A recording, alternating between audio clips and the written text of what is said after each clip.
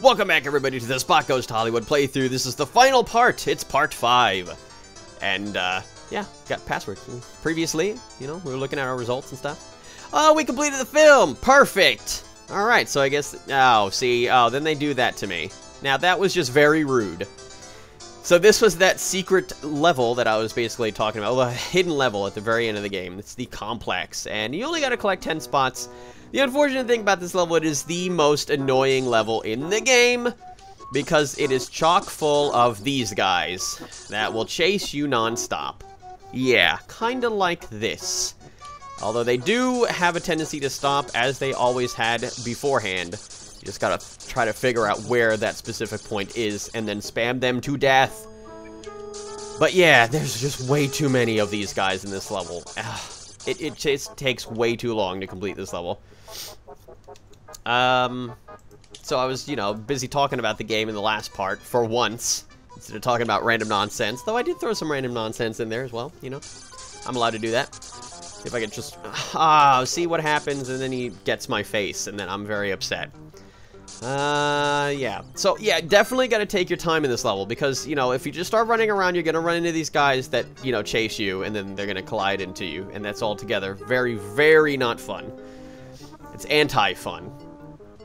Alright, over here, very carefully, because I know that there's got to be some guys here. There's 2 of them. Perfect. Oh, no. Oh, my God. Oh, they're both chasing me. Run, run, run, run, run, run. Running away. Oh, my God. We're juking and jiving and getting away from these guys. Perfect. So, as you can see, this is actually a pretty short video. You know, it doesn't really take necessarily long for this level, as long as you just know what you're doing. And as long as you're watching this video, then you will know what to do if you decide to play this horrible, horrible game by yourself. So there was also some slight information from Moby Games, which actually has, like, the same information on Wikipedia, which makes me realize whoever added that information on Wikipedia got it straight from here. Which is basically, you know, like the blah, blah, blah, there's this many movies, there are many other bonus films to unlock. It also says the game is played from an isometric perspective. As you control Spot, you have to collect 5 Hollywood stars per level to unlock hidden areas and ultimately complete the game 100%. Now, I would appreciate that way more.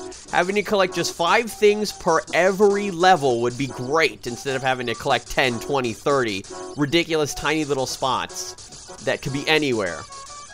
And I mean, you know, I'm just gonna go out on a limb here and say that since there's only 5 of them, I'd imagine they'd be pretty big, you know? I mean, they're Hollywood stars. They gotta be huge. Well, the picture that it actually shows is the Sega Saturn version. So that's probably whoa, that's probably what they're talking about. Why is there 2 face-sucking guys? Go away. I don't like it when you suck. You guys suck way too much. It's just... There needs to be... We need to have our space here, alright? I need 3 feet of personal space. And you're not giving me that. And then this guy comes to charge on over. Like I stole his lawnmower or something. Look, man, I don't have it. Go away. You got that, though. That was mine. Yeah. I see what's going on here. The shoe's on the other foot. The pot is calling the kettle black is what's happening. So, yeah, I also noticed on Moby Games there is some Amazon.com and eBay links here. I would actually be hard-pressed not to click on one of these. 20 use the PlayStation version from $250. Big surprise. Oh, there we go. We want the Genesis version. 15 used from $624. I'm sorry, I would not shell out $624 for this game. Oh, and there was one thing that I did notice. The scores. There was a number of reviews actually on this game, and I really wish that I would have noticed and read them beforehand. But one of them specifically that stood out was a low score, big surprise, from GameSpot. Which says, Spot Goes to Hollywood won't appeal to anyone but hardcore gaming junkies who value gameplay over graphics. Ultimately, it's not worth a purchase, though it's probably worth a rental. And I completely agree. Anybody who back then who bought this game, I feel horrible for them. But anyone who rented it, you definitely got the right idea here. I mean, I don't know who would really, like, what kid would want to go out on a limb and say, hey, here's, like, an advert game. You know, I mean, they obviously wouldn't know that word, but here's an advert game, you know, for 7-Up's Spot character. Let's buy a video game for it. Let's literally pay full retail price for a video game on him, or for him. Well, then again, what was it? Millions of people, I want to say millions, probably hundreds of thousands of people bought that horrible E.T. game for the Atari. That was, you know, one of the worst games ever. And, of course, that legend about the games being thrown into a garbage dump. Dump. But yeah, if I recall, here we go. Yeah, the E.T. video game. I love how I'm just randomly, like, browsing. Like, I'm not even talking about what's going on in the game. What's happening in the game is so repetitive that I'm literally looking up other stuff to talk about. Yeah, the notorious 1982 adventure game. One of the worst of all time. Ridiculous. Yeah, it was for the Atari 2600. Ugh, God. The video game Burial. Yeah, there it was. I don't really, it doesn't really say how many. It just says semi-trailer truckloads. Between 10 and 20 of them. Wow. Unbelievable. So yeah, bad game. Definitely worse than this one. You know, I will give this game the benefit of the doubt. It is ridiculously challenging, but it's not, like, super bad. But it's definitely one of those games that I really regret playing. I honestly wish I would have forgotten all about this game and had literally no interest in playing it. But hey, I did a playthrough on it, and I recorded it, and, you know, halfway through the game, I said, no, I got this far, I gotta keep going, I gotta finish it. And so, I pressed on. You know, I found the courage deep down inside, and I did it. It's done. And now all that's left to do, since we finally got the 10 spots in this level, is go down this shaft of doom into the belly of the beast. It's the final boss of the game! Holy crap, it's the giant alien termite queen that spawns these infinite eggs at you of the face-sucking aliens. This is the most underwhelming final boss I think I have ever seen. I'm sure there are plenty more that are worse than this, but this is terrible. All you gotta do is run up to the head or the body and just keep jump spamming, and these guys will not kill you fast enough before you kill the alien termite queen. You've got to be kidding me. That was so underwhelming. I cannot believe it. After everything that I had to do to get to this part of the game, and they throw this horrible final boss at me. Why did they do this? Were they purposely trying to make a bad game, or were they purposely trying to destroy and crush people's souls? And one thing I love about this limo is that it comes to a stop and nobody gets out. Amazing. That's everyone that wanted to come and see this game.